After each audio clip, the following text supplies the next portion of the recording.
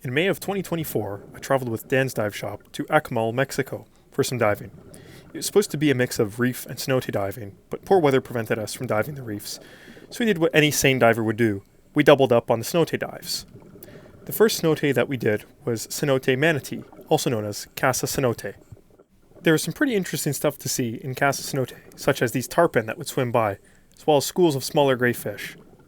There were lines laid out around the cenote, and our guide Mario took us through and showed us some of the overhangs, and I guess you could call them caverns, although they weren't very deep and they weren't very far away from the light.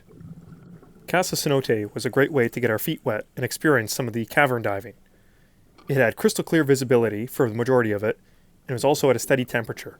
I believe it was in the high 60s or low 70s, and it was absolutely wonderful in a 5mm suit. Definitely wouldn't want any more than that. No hood required either, and I didn't have any gloves.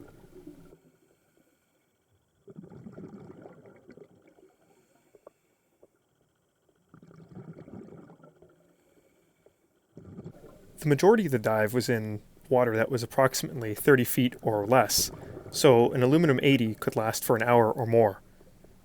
We pretty much toured the whole cenote and still had gas left over.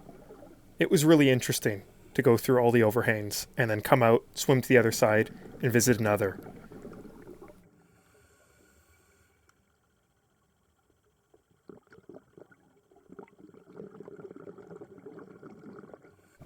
The next day, we visited a cenote called Cenote Naval, which from what I heard is more of a private cenote and was hard to get into. The guides told us that it's not very known, so we had it to ourselves. Now that was where the real caverns began. There were some serious overhangs and we had some real depth for once, 60 feet or more. My dive partners for the week were Steve, John, and we.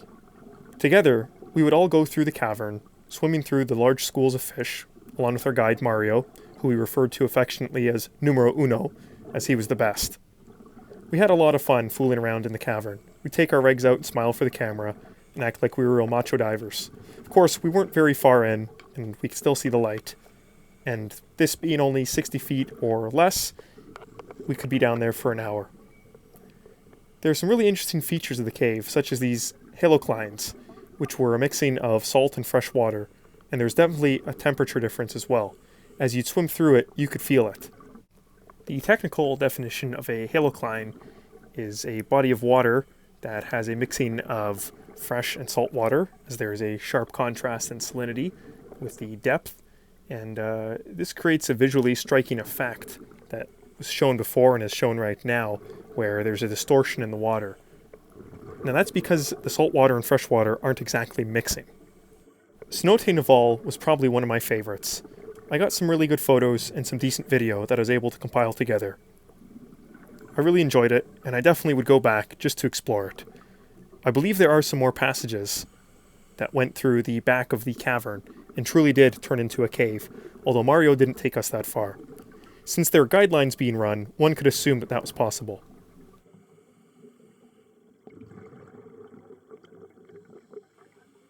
Thanks again for tuning in to today's episode of Dive Site Reviews. In 2 weeks, I'll have part 2 of the Mexico adventure, and that will feature the dive sites Dos Ojos and the Pit. Those are some serious caverns, as well as caverns that turn into caves, with some good depth, good overhangs, and interesting rock formations. Thanks again, and if you have any questions or comments, or want to see anything else, just send me a message on Instagram at Pioneer Scuba, or leave a comment down below.